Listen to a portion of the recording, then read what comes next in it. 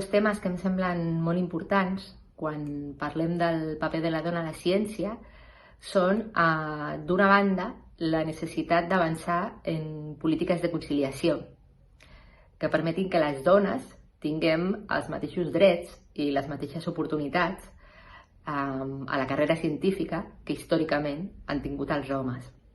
D'altra banda, també és important el tema de poder tenir referents dones. A mi sempre m'ha agradat molt la ciència i quan era petita recordo els meus llibres plens de referents científics que eren homes i pràcticament cap dona.